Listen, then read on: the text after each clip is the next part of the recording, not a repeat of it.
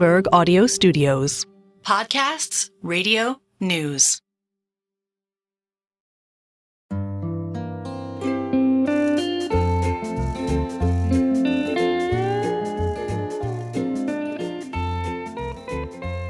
Hello and welcome to another episode of the Odd Lots podcast. I'm Tracy Alloway. And I'm Joe Weisenthal. Joe, you know what I did this weekend? Something outdoors in your garden, or maybe a home construction project, but something that was very dirty and costly and time-consuming and uneconomical. Thanks, Joe. Yeah.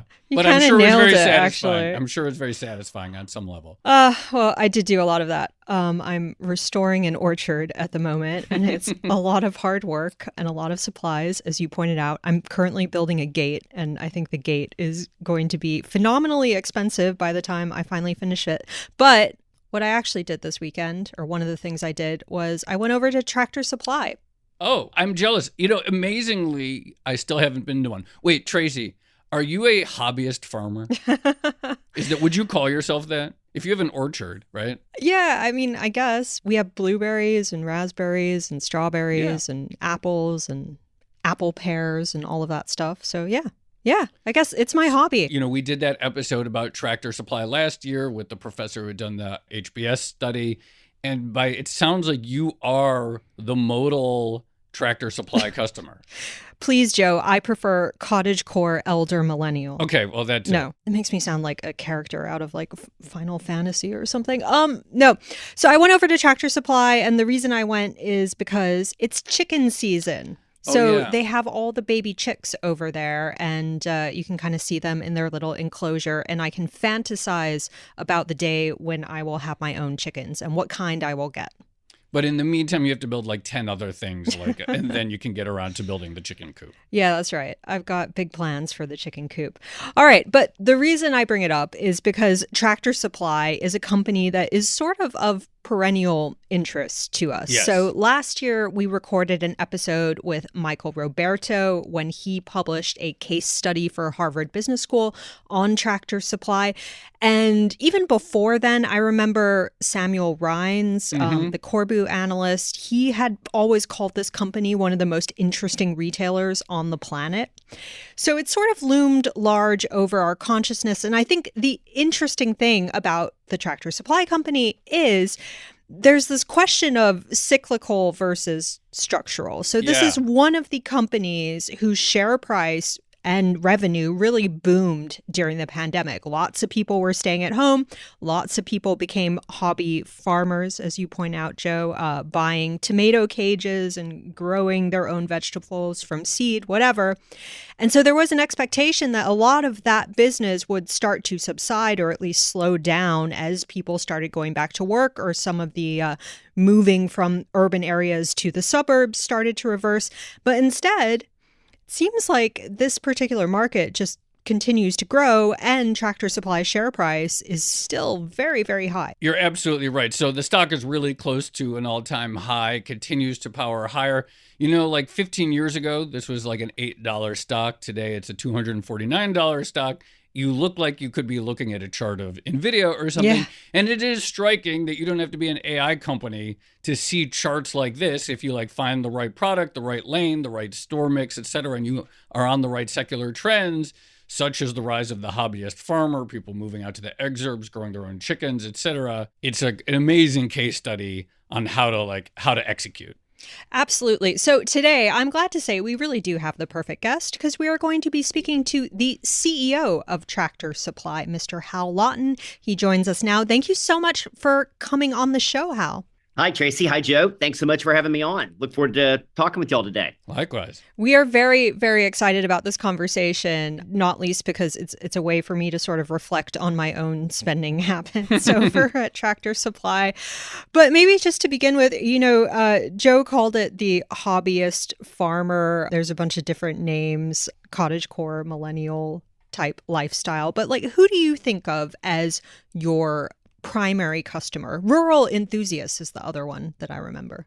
Yeah, I think all those names are used frequently to reference our customer. And kind of our main kind of theme that we ladder up to is life out here. And the reason for that is we went out maybe 7 or 8 years ago and talked with our customers. And these customers range from living in West Texas and they've got cattle, maybe living in Wisconsin and have a dairy farm, or could be living here in Tennessee and have 5 to 10 acres and they do a little gardening. Maybe they have some small animals, chickens, or they could be half acre, 1 acre unincorporated, suburb, exurb with, a raised bed garden in their backyard, or could be a dog breeder. And, just these whole range of customers that have different lives that they live. But what we found when we talked with them was they all use the words, well, out here in the description of their lifestyle. And it was just a very common phrase that all of our customers used. And so we ended up kind of laddering it up to that and saying, we're built to serve life out here. And that plays itself out in so many different ways and so many, variants of the lifestyle, whether it's hobby farmers, horse owners, chicken owners, whatever the passion they may be, gardening, etc. But at the end of the day, they all have a lifestyle mentality, philosophy that kind of ladders up to this notion of life out here, which is around freedom and self-reliance, homesteading, the love of animals and pets and land. I love that. So since we are recording, since Tracy and I are in the Bloomberg HQ studios in Manhattan, I'm going to use the phrase out there because we are certainly not out here right now. So we're talking about out there. Obviously Tractor Supply has been growing a long time, and then it does seem to have at least helped, been turbocharged by some of the changes that happened during COVID. I only realized this morning that you started in January 2020. So you've probably never known Tractor Supply in the normal times.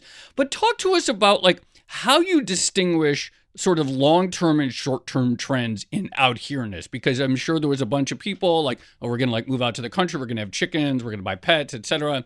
We know that some of that has slowed down or some of that was a one-off. So how do you think about the trajectory of the out here-ness, and whether COVID, was it an accelerant? Was it something that went up and then we're back to trend? How do you think about the growth of what's sustainable out there? It's a great question, and it's one that's been asked repeatedly over the last few years about our business. To your point, we were $8.4 billion in revenue in 2019. We did $14.6 billion of revenue in 2023.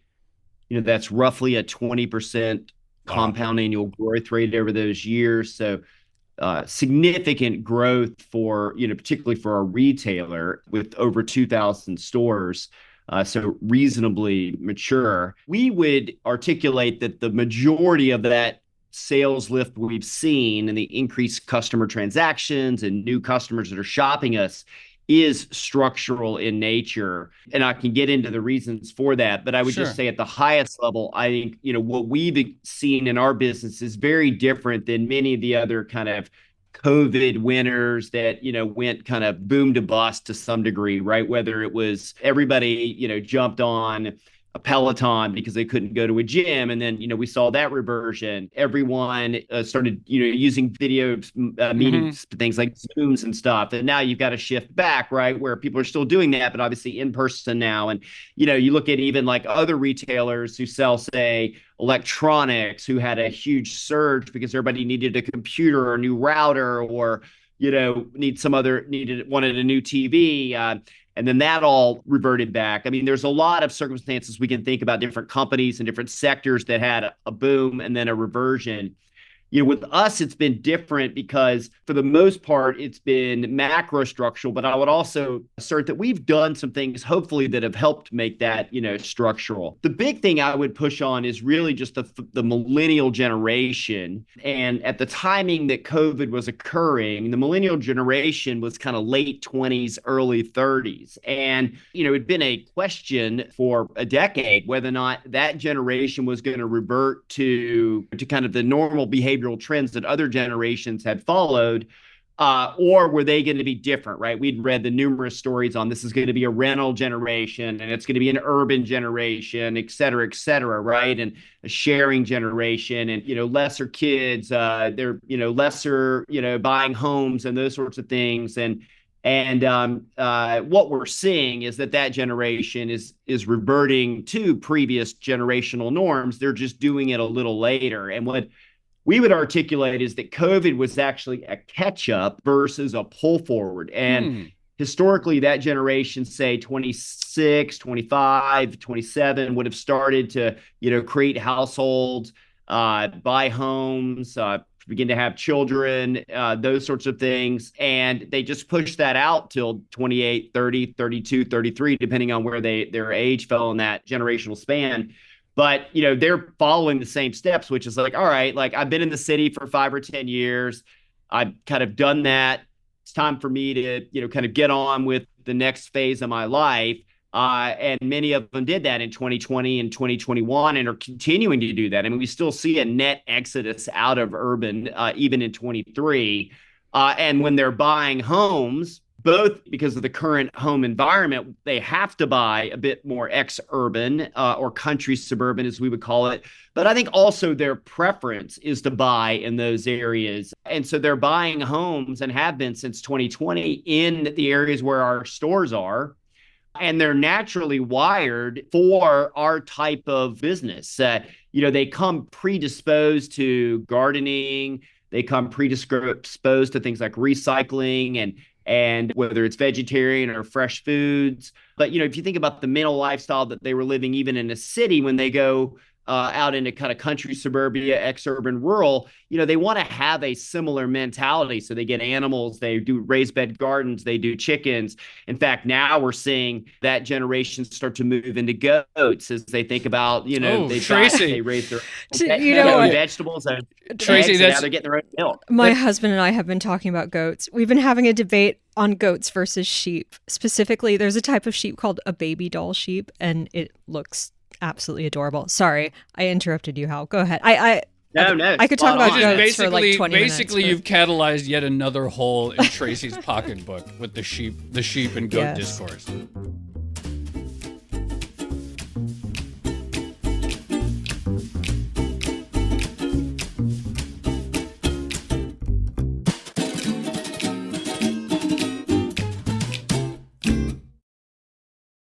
That's really interesting. And you sort of jogged my memory about some of the early commentary on millennials. And it was very much like, oh, this is a generation that just isn't going to own houses, when in fact, it seems like it just took everyone a little bit longer to actually buy a house for various reasons. But going back to something you alluded to just then, you've sort of been riding a wave of, a cultural trend and also a demographic trend as millennials get older. And in some respects, that could be considered a cyclical development. But you mentioned doing stuff to actually make it more permanent or more structural. What is it that you're doing to ensure that, something that it would seem to be out of your control sticks around for longer? As we saw the surge in our business, we doubled down on the investment in our business across a variety of factors with the primary goal of really staying ahead of our customer as it evolves. And to illuminate that a little bit, in 2019, we spent $275 million in capital expenditures. We're now spending between $700 and $800 million on an annual basis. So we've, nearly tripled the amount of capital that we're spending on the business on an annual basis. And we're doing it across a variety of areas, but really all with the goal of better serving our customers and just making sure we're staying ahead of them as they're rapidly, evolving in terms of both number, needs, and, kind of the ways that they're used to shopping. So a few examples of that.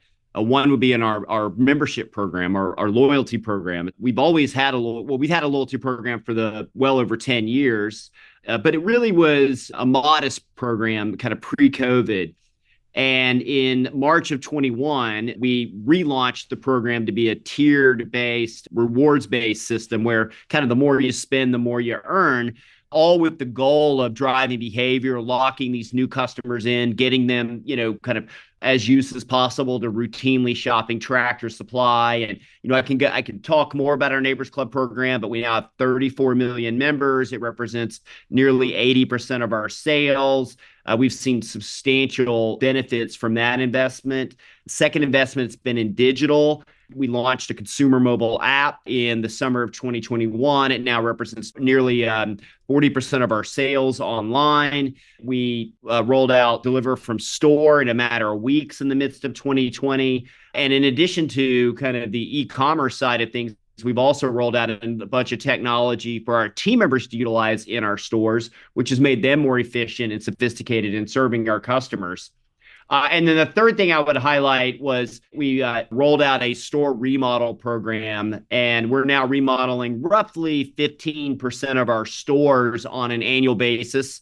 At the conclusion of 2023, we remodeled 40% of our stores. There's a number of things that we get out of that from a sales lift perspective, but one of the other important benefits is it contemporizes the store and really shifts it from what was historically kind of perceived to be a kind of farm and ranch store, which, kind of as you might imagine that when you're saying it, that was kind of the perception and a bit the style that we had in the store. And we were able to contemporize it and make it feel a bit more like what a millennial would think of when they walk into any sort of store. Maybe they've been in an urban environment, but we didn't fancy it up, quote unquote, enough that our existing customer base, they still felt really comfortable shopping it, right? We didn't kind of fire or alienate our existing customer, but those would be three, big investments that I'd highlight that we've made over the last few years, really all to serve our existing customer base even better, but really to set ourselves up to be a retailer of choice for the new millennial customer. Joe, you know how you know that you're old?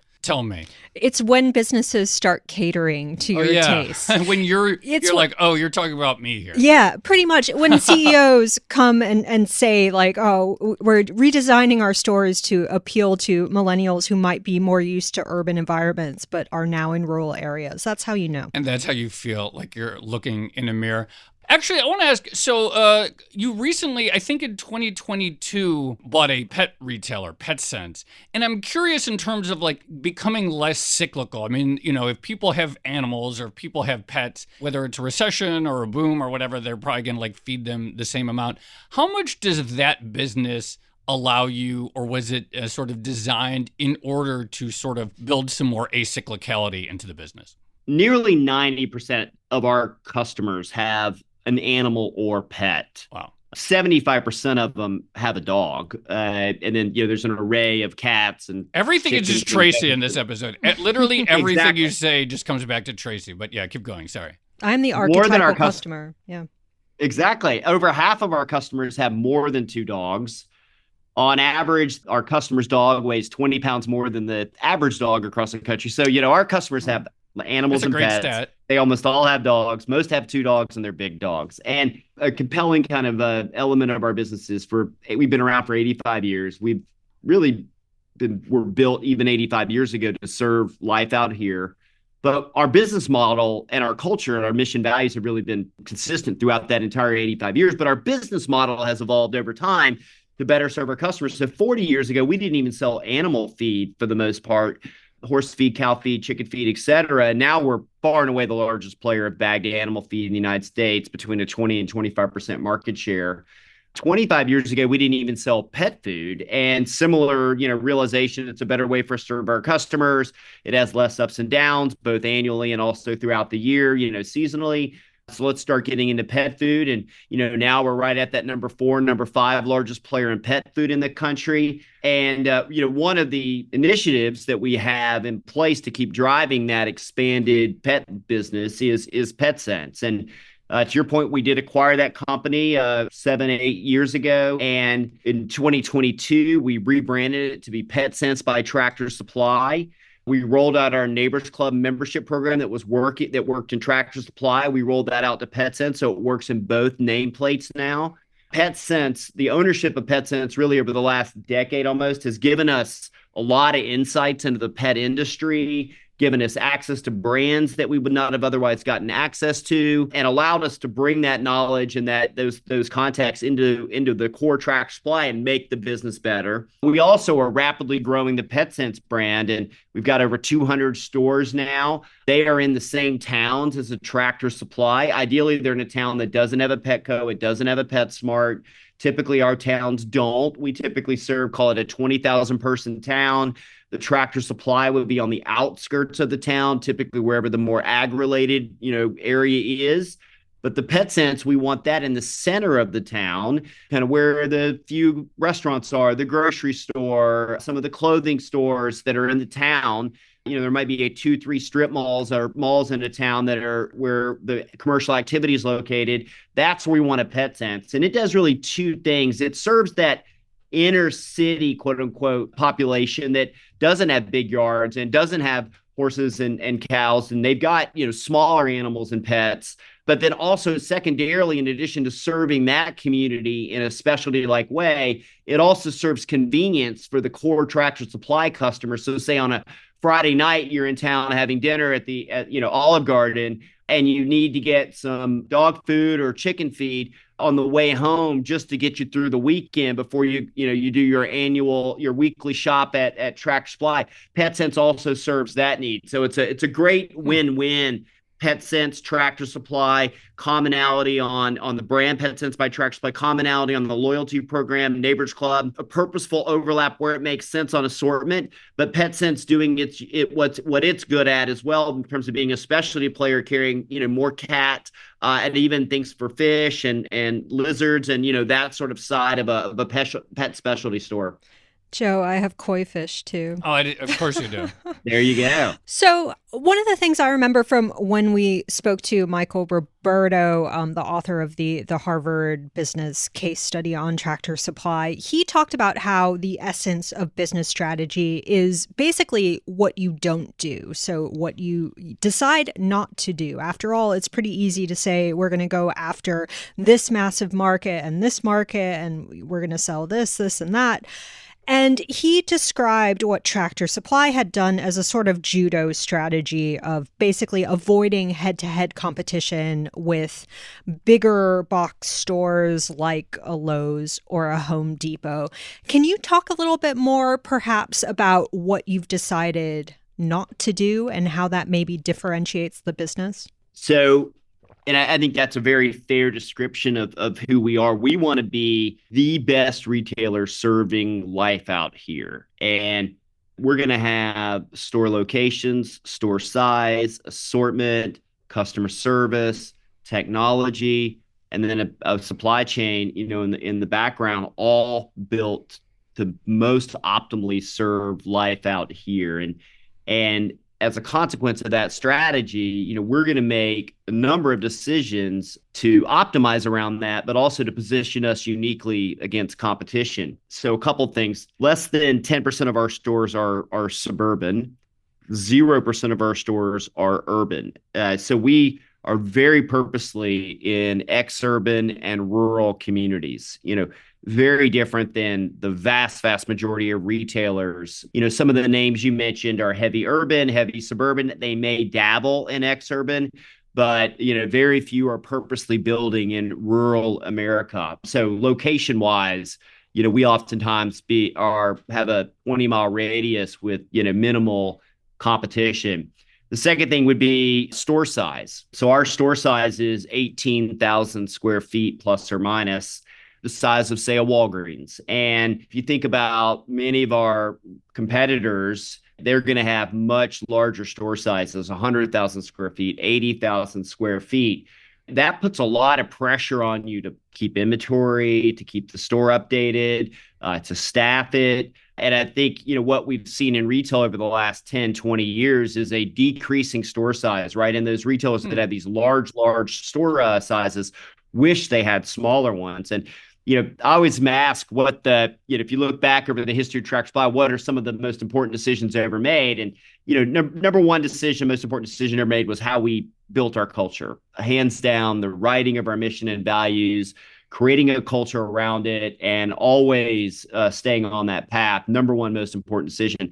But I'd say a very important second decision that was made was the size of our stores. And if anything, it forces us to really prioritize and only have the assortment necessary to really serve life out here most optimally. And it creates this element of convenience. And we always say that our worst parking spot at our stores is better than the best parking spot at a big box store. Yeah, so another decision that we've made is how we execute online. 75-80% of our online business is picked up in store or fulfilled from a store, delivered from a store.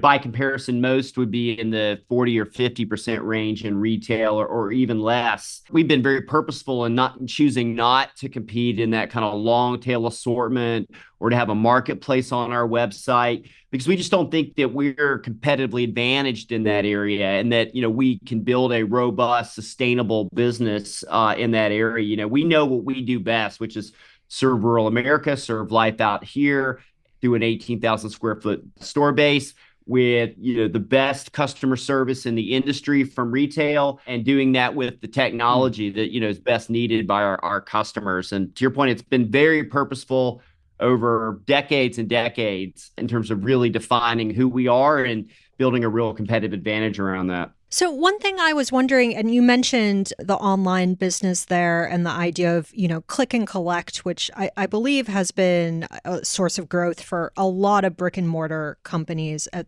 this point. But you came from Macy's and I think Home Depot before you joined Tractor Supply. And I think at Macy's, you were actually heading up their online business. Can you talk a little bit more about how that experience may have informed Tractor Supply's online strategy? I'd say one of the areas that I'm personally very passionate about is the intersection of retail and technology, and how that allows you to better serve your customer, but also how that allows your team members, your employees to better serve your customers as well. Like you're strengthening their ability to do so. And to your point, I spent 10 years at Home Depot, 4 of which of that 10 years I was running the online business there. 2009 to 2013, which was a pretty big time period for digital transformation in retail, coming on the heels of Amazon and really coming on the forefront, and then obviously the iPhone launching. And then I spent 3 years at eBay running their North America business, $30 billion plus marketplace just in the United States, and obviously global in nature. And during my 3 years there, that was, big data, cloud computing, kind of the mid 2015, 14, 16, 17 timeframe. And then in 17 to 2019, that 3-year period, I worked at Macy's, where I was the president of the business and did have responsibility for technology and online in that role. And, those experiences have had substantial impact on my perspectives of how technology can drive the business, better serve customers, better enable team members, and try to bring some of that in concert with the large team that we have that thinks about these things every day. And I think we've done an excellent job in the last handful of years, from a technology perspective. And, ways it's influenced us is, as I mentioned earlier, the way we've executed our consumer mobile app strategy, the way we've executed our buy online, pick up in store strategy, but also the way we've set up our team members to be successful. All of our team members wear headsets that allow for a variety of point-to-point communications, tasking, knowledge tools, AI knowledge tools. All of our team members have a handheld device that they use for executing in the stores, but that's complemented by a bring your own device where we have our own app just for our team members. And all 3 of those work seamlessly from a credentials and authentication perspective. Then we also are rolling out now kind of computer vision, leveraging all of our cameras in our stores and taking them from being kind of dumb cameras to smart cameras, and allowing us to create use cases to drive improved customer service in our stores. So, all these things that, I've had a chance to participate in over the last 15, 20 years in terms of just, technology trends. I think we're, trying to just leverage all of our learnings across those to create the best business we can. And of course, we have a great team who does a lot of this work as well, and have had, their similar set of experiences over the last couple of decades. So obviously we're really interested in supply chains and things like that here on Odd Lots. So one of the questions, or one of the things, I think you said you have 9 distribution centers around the country, and I think you're adding a 10th. I think Yeah, that's correct. Can you talk about the decision making that goes into the upfront cost of a new distribution center and what that unlocks in terms of possibilities at the end retail location when you build one out? How do you think about when it makes sense to spend the money to build a new distribution center? In less than a month's time, our grand opening for our 10th distribution center will take place, and that's in Maumelle, Arkansas. We just opened our 9th distribution center a little over a year ago, in Navarre, Ohio. In addition to those 10 distribution centers, of which each are about 1 million square feet, we also have 3 import distribution centers that, kind of deconsolidate product after it comes in on containers. And then we have 16 mixing centers, which are cross-dock facilities that enable for faster replenishment on full pallet goods, which is from us, for the most part, are high velocity items that are big bagged items like food and feed, wood pellets, fertilizer, et cetera. So we have a very robust, kind of multi-building type strategy in our supply chain. As we built, to get back to your question on the 10th distribution center, just kind of how do we think about that? There's really 2 facets to the build out of one. One is just you kind of got to have it from a capacity perspective. And about every 250 stores, we have to build another distribution center to just be able to, kind of keep them in stock and have the capacity. All of our DCs run 24 hours a day, 7 days a week. We're maniacal on trying to make sure we get as much throughput through them as possible, obviously with the team members in mind as we think about that. Part of it is you just kind of have to. But each of our DCs, in addition to that, does provide a substantial financial benefit. As we roll out a DC, it takes, call it up between $100 and $150 million of capital to build one, and call it $30 to $40 million a year in annual operating expense from a labor perspective, et cetera. But it allows us to significantly reduce our mileage on the truck perspective. So we can reduce the inbound miles from our vendors to the DC, because we've got more DCs across the country, and so you're reducing mileage there. But then secondly, we're able to build the distribution center so that, the stores in which they serve are closer, and we can reduce that distance as well. In fact, over the last 6 years, we've reduced our average truck distance by 120 miles, which has generated substantial freight savings for us. Wow. And so, our DCs, as we think about them, there's kind of 2 main drivers for it. One, we just got to have it. But 2, it does provide a substantial financial benefit for the business as well. And then what I would say is they also create a unique position for us in the marketplace, where all of our core farm and ranch competitors, for the most part, with the exception of 1 or 2, buy through distribution. And so that's going to slow their ability to replenish down and create a higher cost for that. And then those retailers that we compete with that are more national retailers, that we compete with kind of category by category, say a home improvement retailer or a pet retailer. Last year, we processed over 8 billion pounds of food and feed through our supply chain. And so, we're just experts at moving 50-pound bags of animal feed, food, fertilizer, wood pellets, those sorts of things, and have far away the lowest cost to serve on those. So it gets us scale on a cost to serve. It gets us speed of replenishment. It reduces our transportation costs, but, also just gives us that capacity to fuel our growth.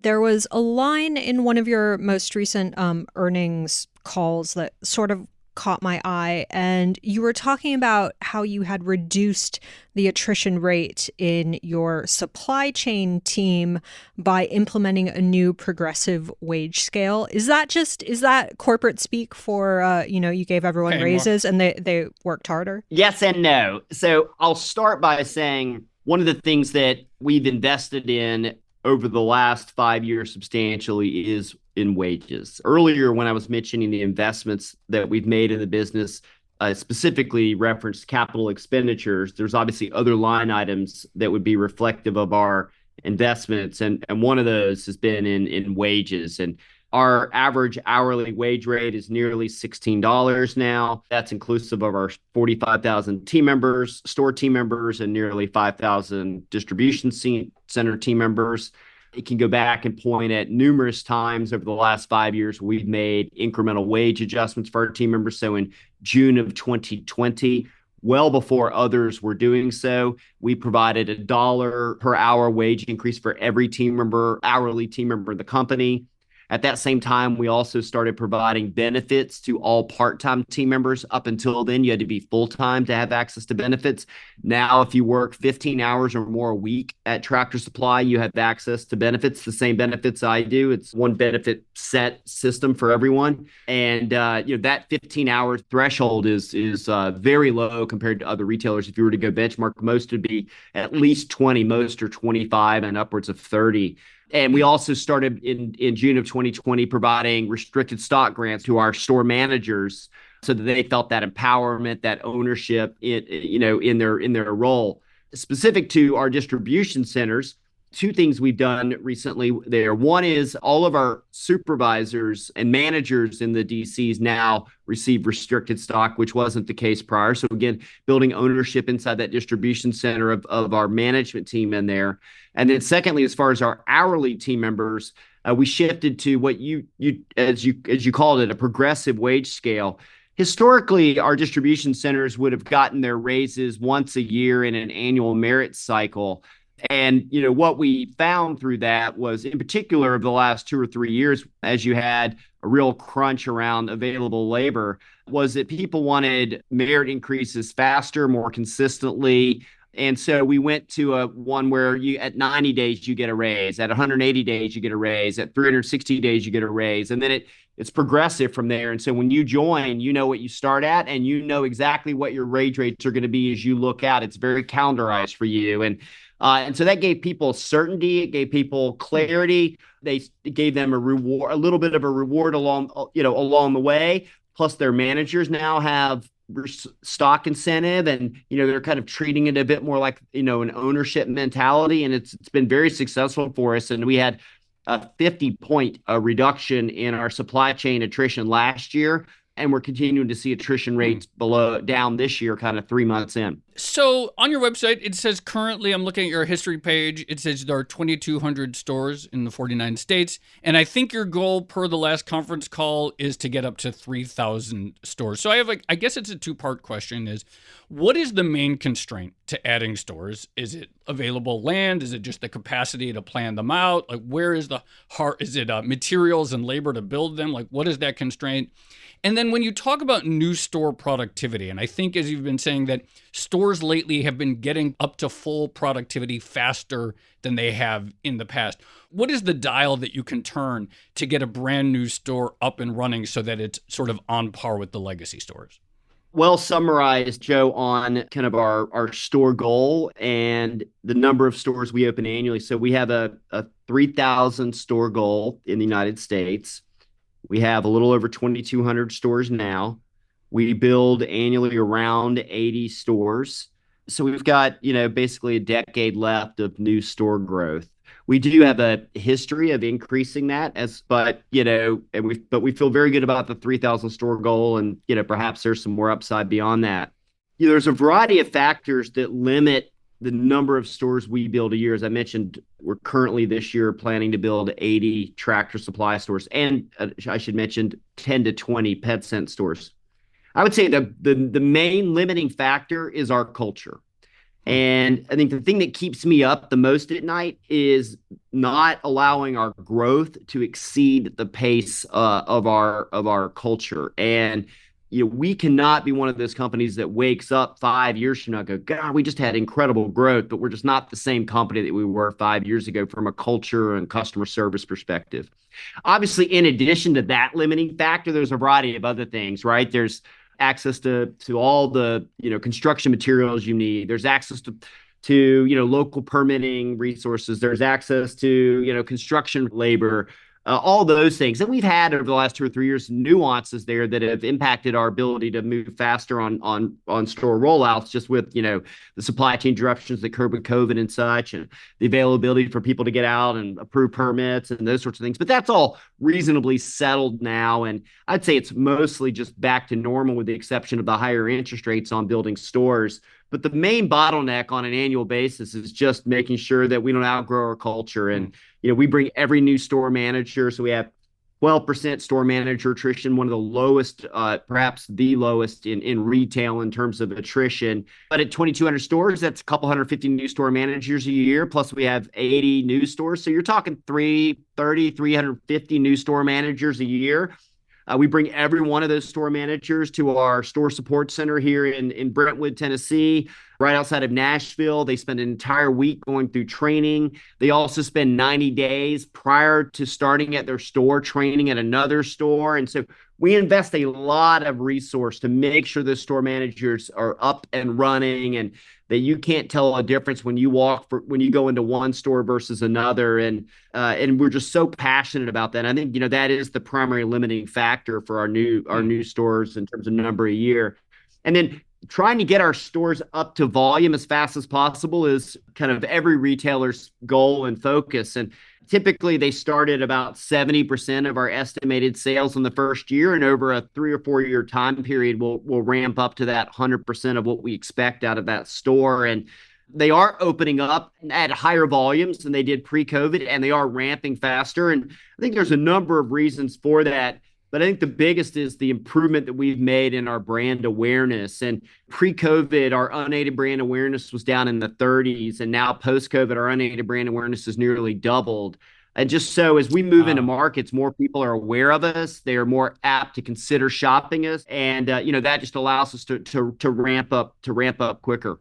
How important are partnerships to business growth now? Because famously, you have a partnership with Carhartt. So if you walk into a Tractor Supply store, you'll see lots of Carhartt hats and, clothing of all sorts. But I think you also have some sort of deal with Yellowstone. And in the course of researching for this interview, I saw you have a line of garden clothes with Martha Stewart now.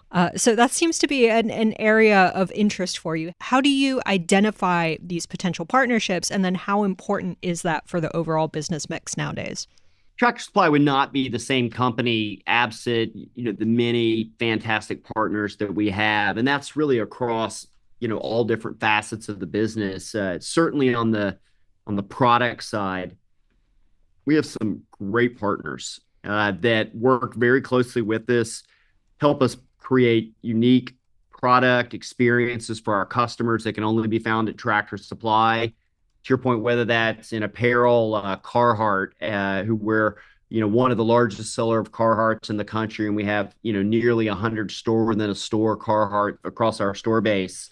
But even partners like Purina on the feed side, and we have 2 private brands in feed, Do More and Producer's Pride, and we work very closely with Purina on the production of those. And in fact, our Do More brand is the only private brand product in the United States that carries the Purina checkerboard. And you can go across our business, and we've got these just really fantastic, strong partner relationships on the product side, but also on the marketing side, to your point. So we've got great relationships with Yellowstone and, Taylor Sheridan and that team. And we were, one of the very first partners that they had, and have always built custom commercials for that. And, Lainey Wilson, we have a strong multi-year relationship with, or professional bull riding. And we're one of the first inaugural sponsors with them as that has really grown as a sport and an enterprise.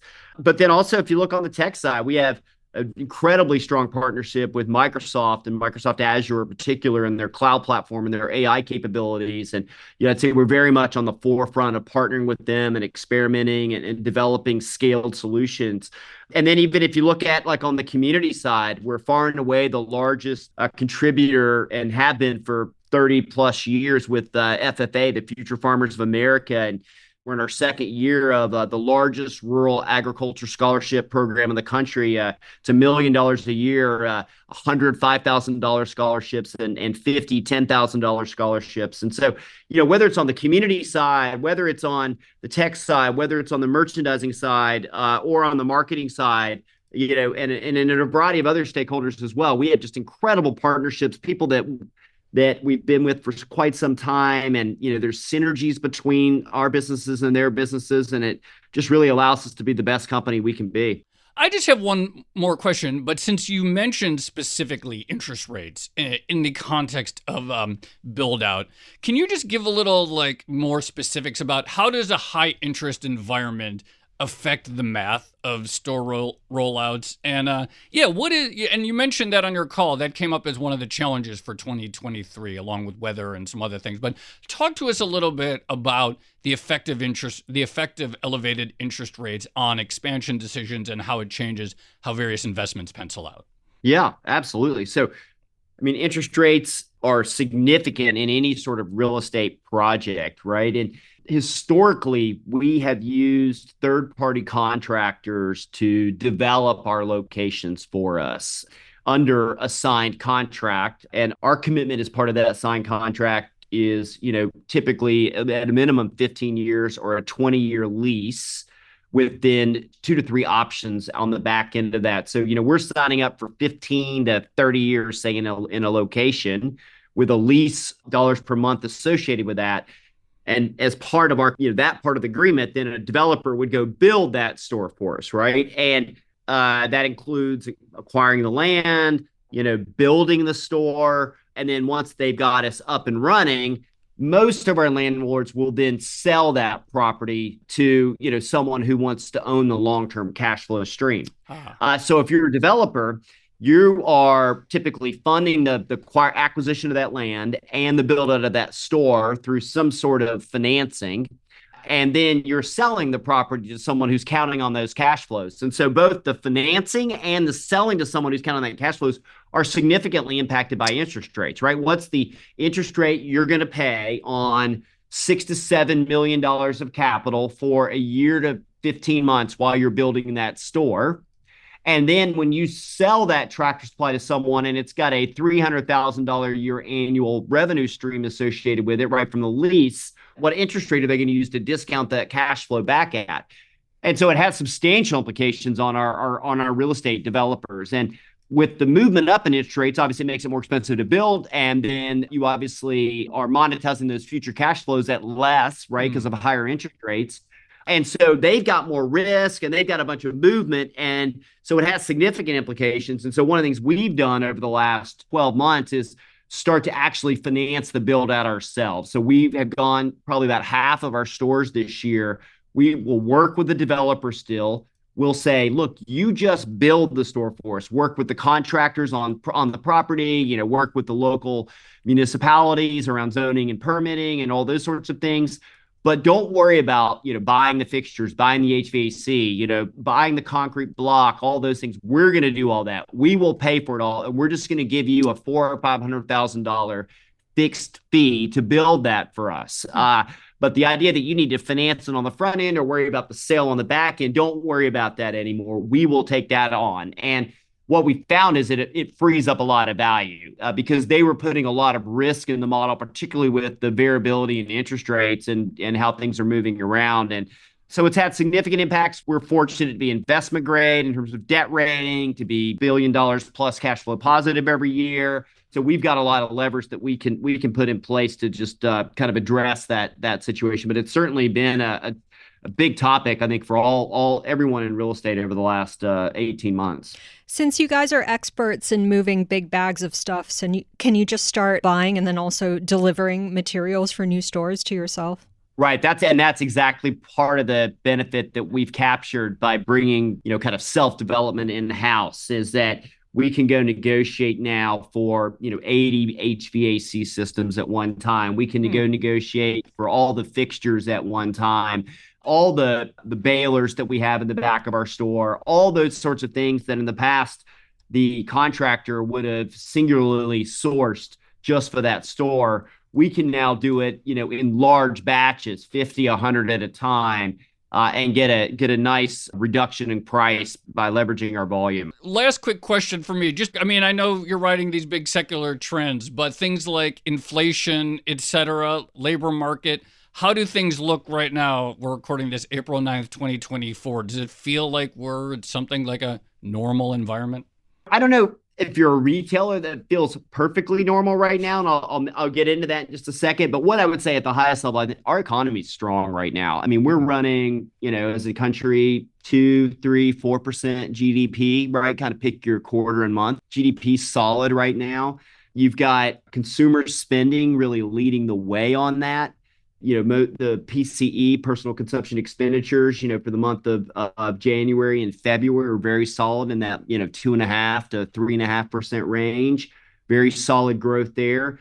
The only thing I think from a retailer perspective, why it doesn't feel normal right now is consumers are still shifting their spend from goods to services. And pre-COVID services, so things like, hotels, restaurants, entertainment, cruises, those sort, airline tickets, those sorts of things, they were about 69% of a consumer's spend, with goods being the other 31%.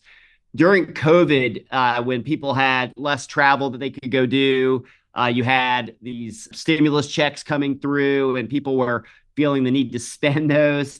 Goods as a percent of consumer expenditures got nearly as high as 37%, with services, by comparison, dropping down to 63.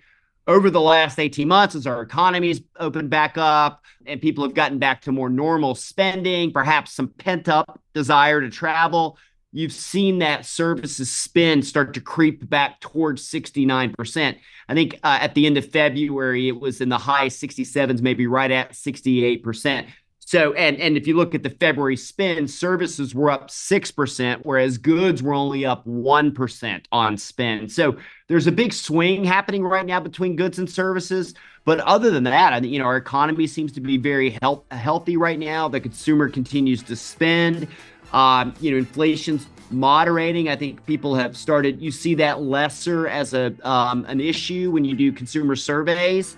I think our economy is very much stabilizing. Hats off to the Fed for everything they've done. Hal Lawton, CEO of Tractor Supply, thank you so much for coming on Odd Lots and explaining exactly how you are capturing so much of my income. It was great.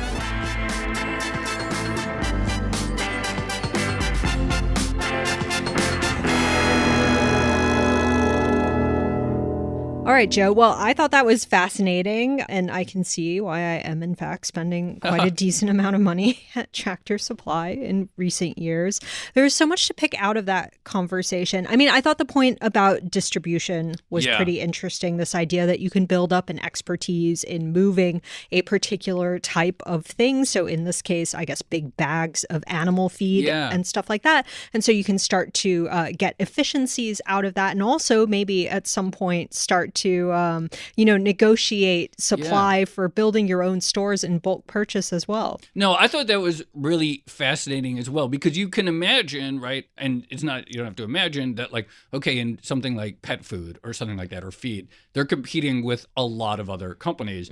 But if feed is such a dominant share of their own supply chain, then they can become the most efficient, or theoretically the most efficient distributor of 50-pound bags in a way that you might not expect companies that specialize in so many other things to build that expertise. And so a way of gaining scale and price competitiveness even from smaller size. Yeah. And the other thing I was thinking, and this came up in the episode we did before on the Harvard business case study, but this idea of the choice of location for opening stores and not automatically migrating or being attracted to urban centers. Because I think for, a large proportion of retail, the thinking is always you want to be where the people are. So even in the middle of New York, you will have, in fact, I think we have a Home Depot right below the Bloomberg offices in Midtown Manhattan.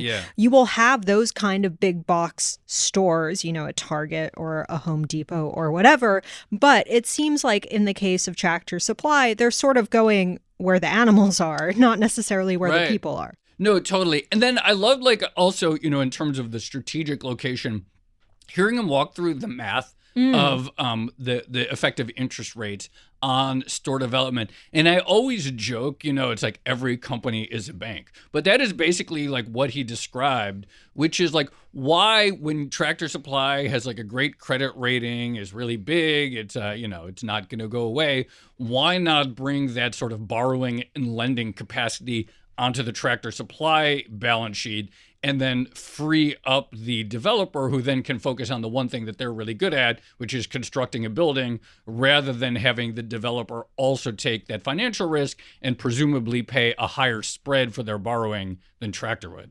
The other thing I was thinking, this might be kind of weird, but, Tractor Supply is sort of keying off this big demographic trend, which we discussed, aging millennials and the fact that millennials want more space and they're moving out of cities and they want pets and things like that. I sometimes wonder if Tractor Supply is going to be the Harley Davidson of millennials. Like everyone had pets when they were a certain age, just like all the baby boomers had a motorcycle when they were a certain age, and then it kind of ages out gradually. I like that analogy. I'm down with that analogy. Oh, you know what, Tracy? One other thing that we have to do more episodes on is I guess I would say the pointsification or reward programs. Oh, yeah. And I just feel like, I'm starting to think that, people post about prices for anything. And they're like, inflation is out of control. And then another person posts here's a screenshot from Walmart.com and these prices are nowhere near what you say and stuff like that. Yeah. And I feel like there is this divide between the people who are have the time and capacity to be part of rewards programs. I've said this so many times. It's the price pack architecture is becoming more sophisticated. And McDonald's is my sort of ultimate example of this, which is if you download the app and if you take the time to order before you actually rock up to the little takeout window, you can get decent deals. And they are a significant percentage less than what you would get from just ordering spontaneously. And it is it's weird, and it adds another layer of complexity to inflation, I think. And also brings up questions about privacy and fairness and things like that. But it's interesting to hear him talk about how much he credits that to getting that consumer app. I think he said it was in summer 2021. The sort of taking it from a very rudimentary rewards program to more advanced one. Super interesting stuff. Absolutely. And we really should do that episode. Yeah.